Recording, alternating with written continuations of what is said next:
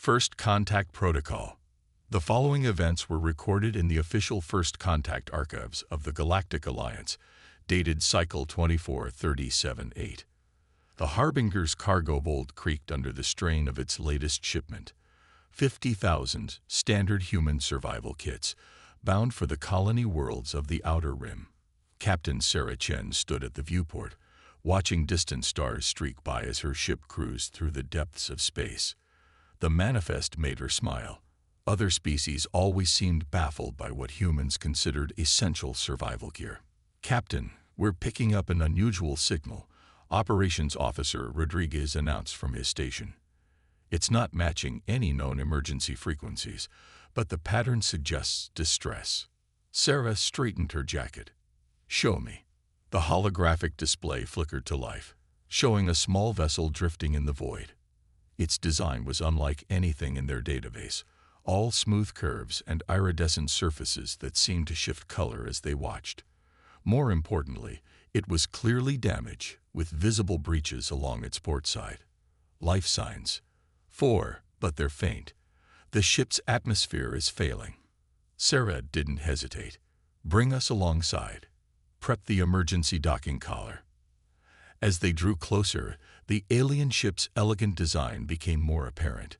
It was clearly a research vessel, its hull covered in what appeared to be sensitive scanning equipment. Whatever had damaged it had done so with surgical precision, targeting its life support systems while leaving its valuable cargo largely intact.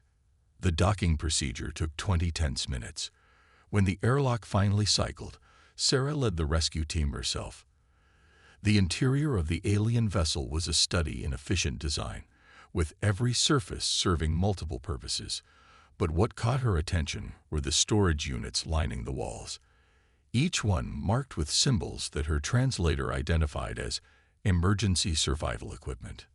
They found the crew in the central chamber, huddled around a failing atmospheric processor. The aliens were arthropodal, with sleek exoskeletons that shimmered with bioluminescent patterns. Their multiple compound eyes widened at the sight of the human rescue team. The largest of the aliens stepped forward, its translator struggling to convert its clicks and chirps into standard English. "I am Research Director Zixtal. We did not expect to encounter others in this sector. Especially not." There was a pause as the translator searched for the right word. "Deathworlders." Sarah noticed how the other aliens tensed at that last word. Humanity's reputation as creatures evolved from one of the galaxy's most dangerous planets still preceded them. "Captain Sarah Chen of the cargo vessel Harbinger. We're carrying survival equipment to the Outer Rim colonies. Let's get you somewhere safer, and then we can talk about what happened to your ship." As they helped the alien crew aboard the Harbinger, Sarah couldn't help but notice their fascination with the human rescue team's gear. Their eyes kept tracking to the simple, rugged tools each human carried as standard equipment. Multi-tools, emergency rations, water purifiers, and other items that seemed almost primitive compared to the alien ship's sophisticated technology. Once safely aboard, Zixtal explained their mission. They were testing new survival equipment designed for exploring hostile environments that most species would consider impossible to survive in. Their goal was to push the boundaries of what was possible, to allow their people to explore worlds that had previously been off-limits. The attack came without warning, Zixtal explained, mandibles clicking softly. "Pirates, we think. They disabled our systems and took our prototype survival suits. Without them." Sarah finished the thought. "Without them, you were trapped here with equipment that wasn't designed for emergency use." "Precisely. Our standard survival gear is excellent for its intended purpose, but when multiple systems fail simultaneously," Zixtal's antennae drooped. "We were not prepared for cascading failures." Sarah shared a look with her crew before making a decision. "I'd like to show you something." She led Zixtal to the cargo hold, where rows of standard human survival kits waited for delivery. "This is what we consider basic survival equipment." The alien researcher's multiple eyes widened as Sarah opened one of the kits. Inside was an assortment of gear that would have looked familiar to any human explorer from the past 1,000 years. Knives, fire starters, water purifiers, basic medical supplies, and dozens of other items that relied more on physics and chemistry than advanced technology. But these are so simple, Zixtal observed, picking up a mechanical water filter with several of their manipulator appendages. Simple means fewer points of failure, Sarah explained. Everything in here can be repaired with basic tools, and most of it will work even in extreme conditions. We learned long ago that when survival is on the line, reliability matters more than sophistication. As Zixtal examined each item, their initial skepticism gave way to growing interest. They began to understand that these weren't just tools. They were the distilled essence of humanity's long journey from prey species to spacefarers. Each item represented countless generations of trial and error, of learning the hard way what worked and what didn't. This is remarkable, Zixtal finally admitted. We've been approaching survival from completely the wrong direction.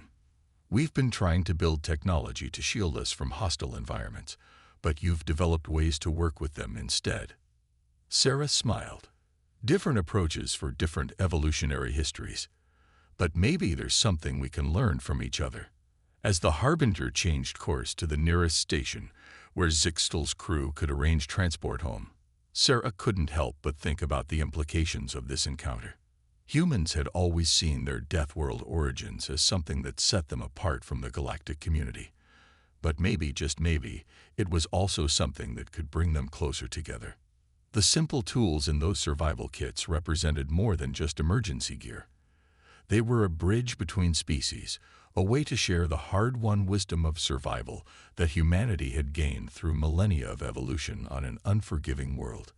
And as Zixtal's continued fascination showed, sometimes the simplest solutions were the ones that translated best across the vast distances between stars. The testing grounds. The Harbinger's warning klaxons shattered the relative calm of deep space travel. Sarah sprinted to the bridge, her boots magnetizing automatically to compensate for the sudden shift in artificial gravity. Status report, she barked, sliding into the captain's chair. Rodriguez's fingers danced across his console. Massive gravitational anomaly dead ahead. It's pulling us in, Captain. Through the viewport, space itself seemed to twist. What had moments ago been empty void now rippled like disturbed water, and at its center, something waited, something that shouldn't exist in this sector of space. A nomad gate, Zixtal chittered from their temporary station. We'd heard rumors, but their bioluminescent patterns pulsed with anxiety. The ancient transportation network of the nomads, a long-vanished species whose technology still haunted the galaxy, was supposed to be dormant in this region. Yet here one was, very much active, and they were being pulled inexorably toward it. All hands, brace for transition, Sarah ordered. The Harbinger's hull groaned as reality bent around them. They emerged into chaos. The exit gate had deposited them in low orbit around a planet that blazed angry red in their view screens.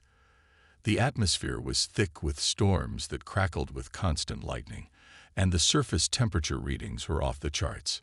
Multiple system failures, Rodriguez reported, his voice steady despite the emergency. The gate transition damaged our primary drive. We're being pulled into the atmosphere. Sarah's mind raced through options. The Harbinger was a cargo vessel, sturdy, but not designed for atmospheric entry on a hostile world. Their shields wouldn't last long against this kind of punishment. We need to land, she decided. Find us the least terrible spot you can. As they descended through layers of corrosive clouds, Zixtal's crew huddled together, their exoskeletons clicking nervously. This was exactly the kind of environment their stolen prototype suits had been designed to handle. The landing was more controlled crash than smooth touchdown.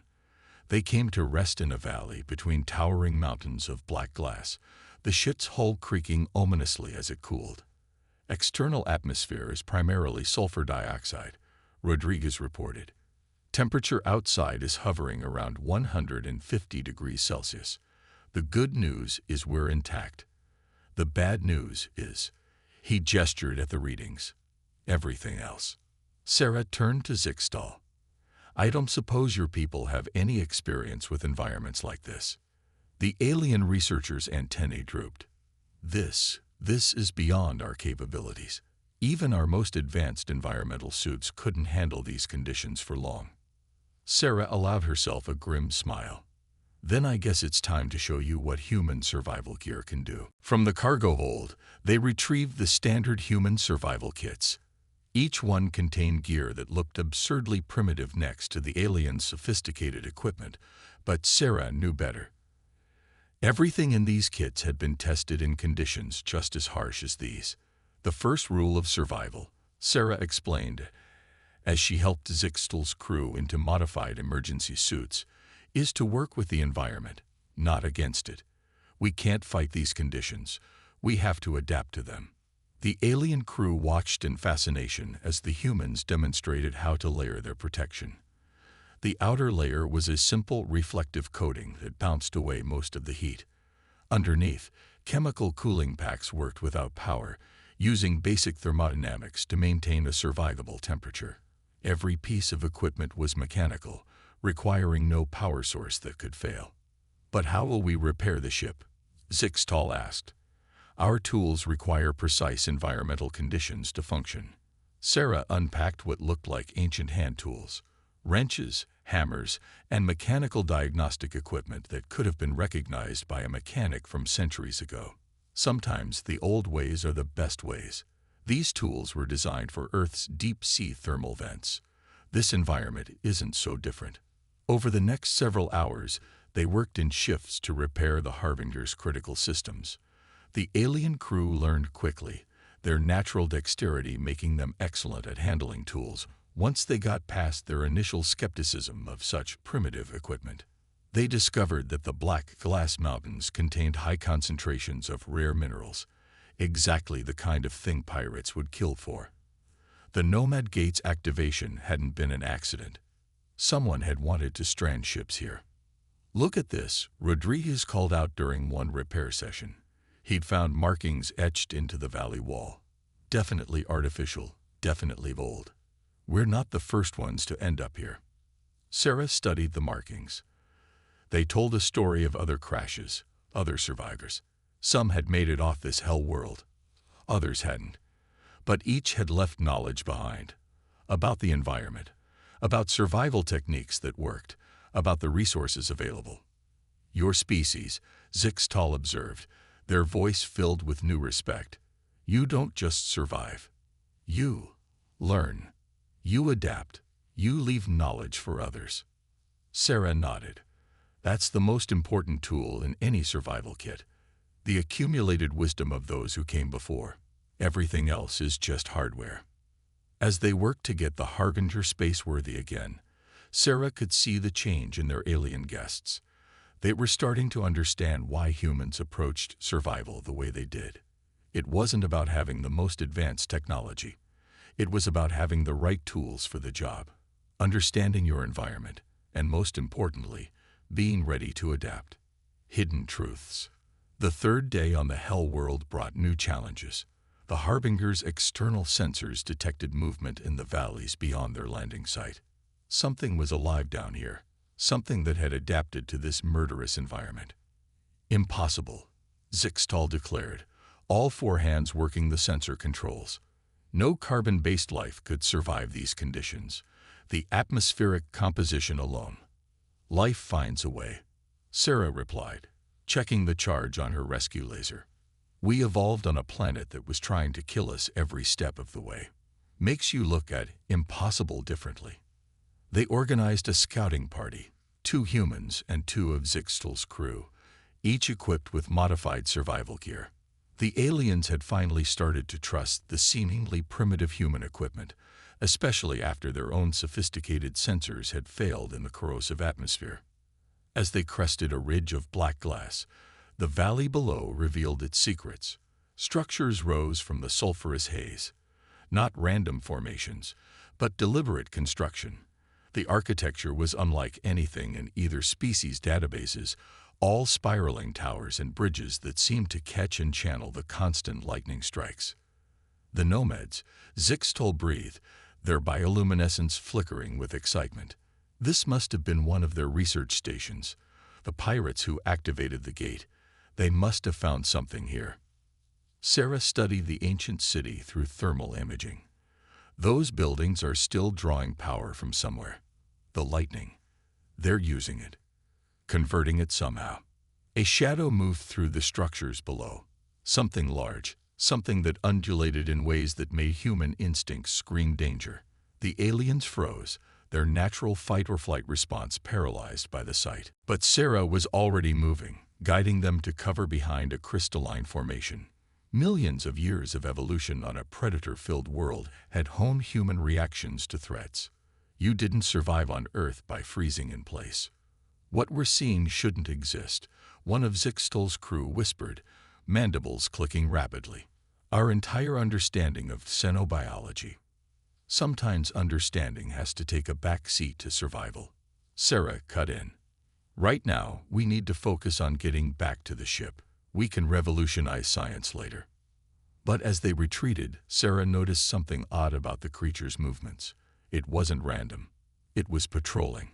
And more importantly, it was maintaining the structures, using appendages that seemed specifically designed for repair work. It's not just surviving here, she realized. It's maintaining the city. The nomads, they didn't just build this place. They created guardians for it. The revelation hit both crews hard. The nomads hadn't vanished. They'd evolved. Adapted themselves to survive in the very environments they'd created to study. The pirates hadn't just found salvage. They'd found proof that could rewrite galactic history. Back at the Harbinger, the implications began to sink in. The sophisticated survival suits stolen from Zixtol's ship weren't the target. They were just a bonus. The real prize was the knowledge hidden in this hellish laboratory. Your species, Zixtol said quietly as they watched the distant lightning illuminate the alien city, you understand something that mine never fully grasped. Survival isn't about protecting yourself from an environment. It's about becoming part of it. Sarah nodded. That's why our survival kits seem so simple to your people. They're not meant to shield us completely. They're tools to help us adapt, to work with our surroundings rather than against them. The ship's repairs were nearly complete, but now they faced a moral dilemma. This discovery was too important to leave in the hands of pirates, but reporting it would bring a flood of attention to a place that had deliberately been hidden. Perhaps, Zixtol suggested, their bioluminescent patterns forming complex thoughts. This is why our species encountered each other here. Your people understand survival and adaptation in ways mine never could. And my people, we understand the importance of preserving knowledge, of studying without disrupting. Sarah looked at the alien researcher, seeing not just a rescued survivor now, but a partner. You thinking what I'm thinking. Zixtol's antennae twitched in what Sarah had learned was amusement. That the galaxy might benefit from a joint human-Zalaxian research initiative. One that combines your survival expertise with our scientific methodology. The pirates won't expect that, Sarah grinned. They think they've got everyone scared off with their little trap. But they've never dealt with a human-alien team before. Turning the tables. The pirates' ship arrived exactly as Sarah had predicted. After all, they'd need to check their trap eventually. It was larger than the Harbinger, bristling with weapons that would have seemed excessive for simple cargo raiders. But now, understanding what they were really after, the firepower made sense. They're scanning the surface, Rodriguez reported from his makeshift command post inside one of the nomad structures. Looking for survivors, probably. Let them look, Sarah replied. The Harbinger lay where they'd crashed it, a tempting target. But its crew, both human and Zalaxian, had relocated to the ancient city. The very place the pirates wanted to study had become their fortress. Zixtol's compound eyes reflected the constant lightning as they monitored their own sensors. Simple mechanical devices jury-rigged from human survival gear and Zalaxian technology. Their ship design. I recognize it. These aren't common raiders. They're backed by the consortium. The consortium, a shadowy group of corporate interests that operated in the gray areas between legitimate space and the lawless frontier. They'd been pushing the boundaries of acceptable research for years, but this was beyond anything they'd attempted before. "They're launching shuttles," Rodriguez announced. 3 of them. "And, yes, they're wearing the prototype suits they stole from your ship." Zixtal's antennae twitched. "Those suits weren't designed for this environment. We hadn't completed the testing." "How long will they last?" Sarah asked. "In these conditions, maybe 2 hours before critical failure. We designed them to be repairable, but they don't know how," Sarah finished. "They stole the technology without understanding it. Just like they're trying to steal Nomad secrets without understanding them." The pirates spread out through the city, their stolen suits gleaming with sophisticated technology.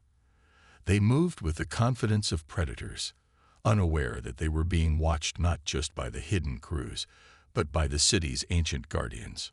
Sarah's plan was simple in concept, complex in execution. The pirates had superior technology and weapons, but they were fighting against time, and they didn't know it.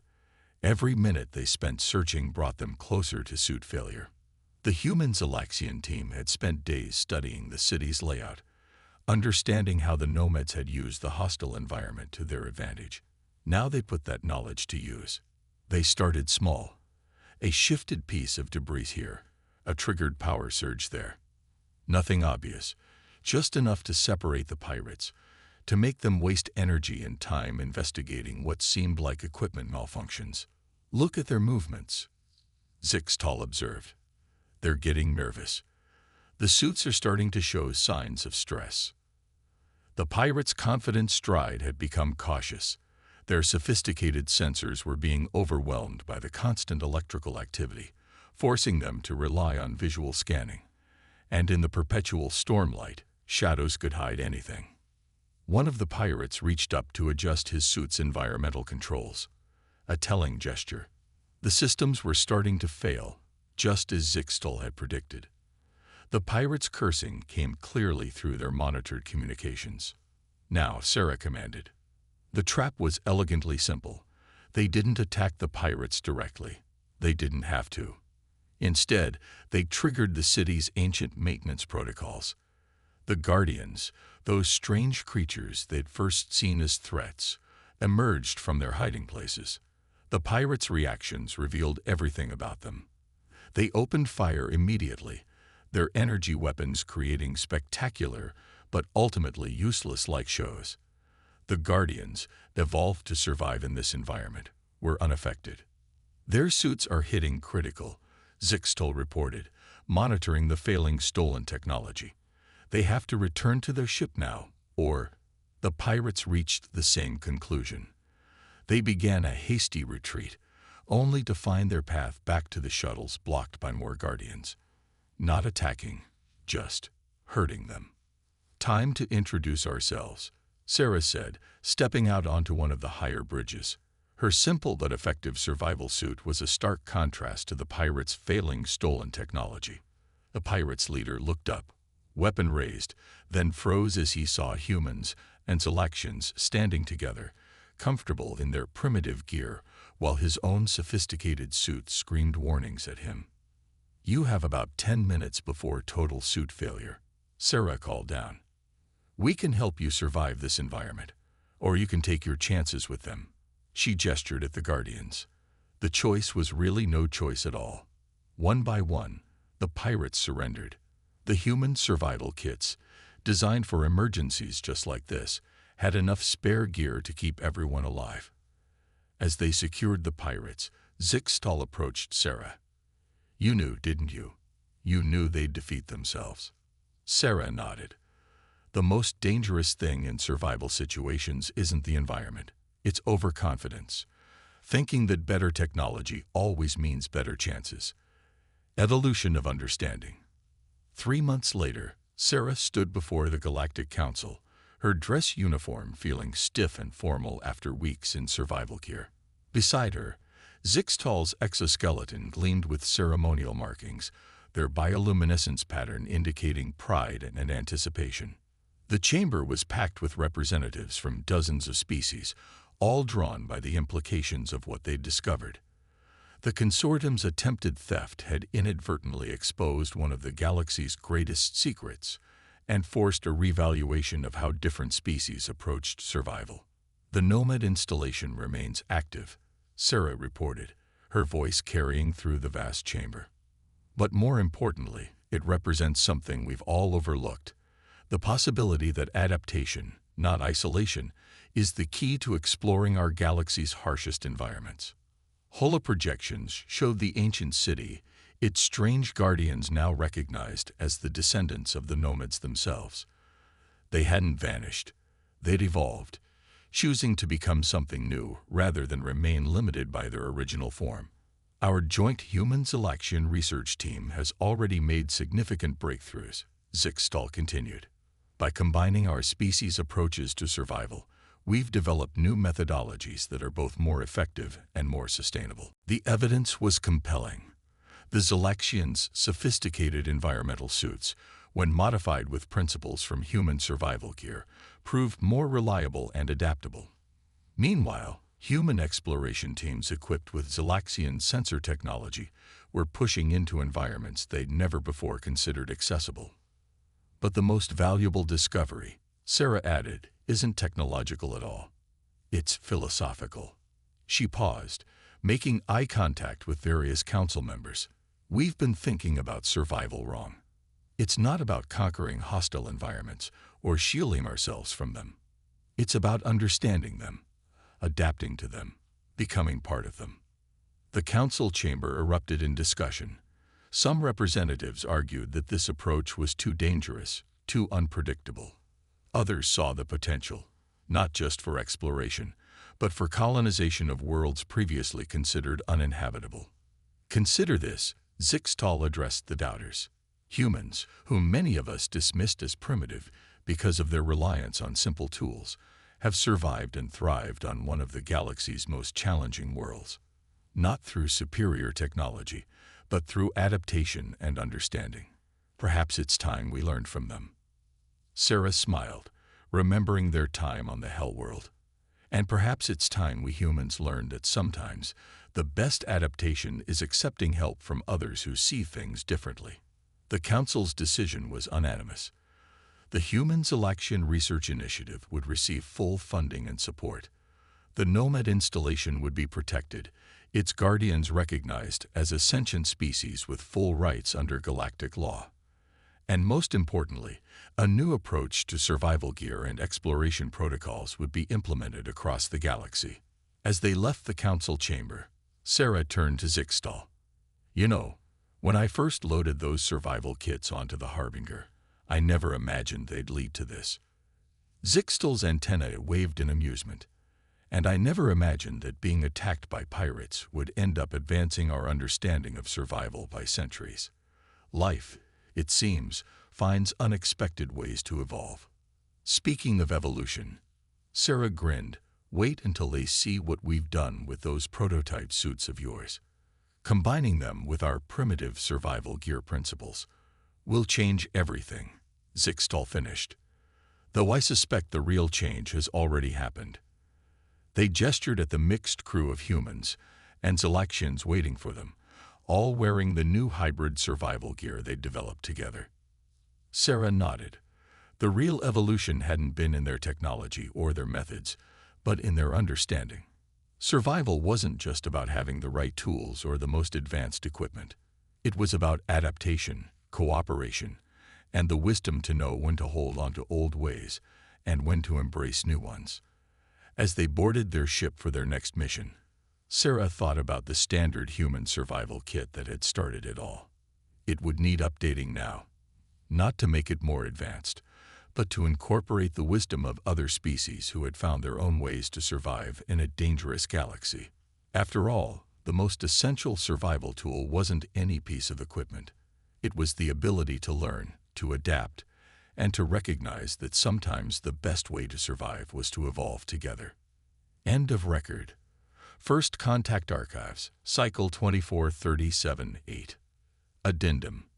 This account led to the establishment of the Interspecies Survival Protocol, now standard throughout known space.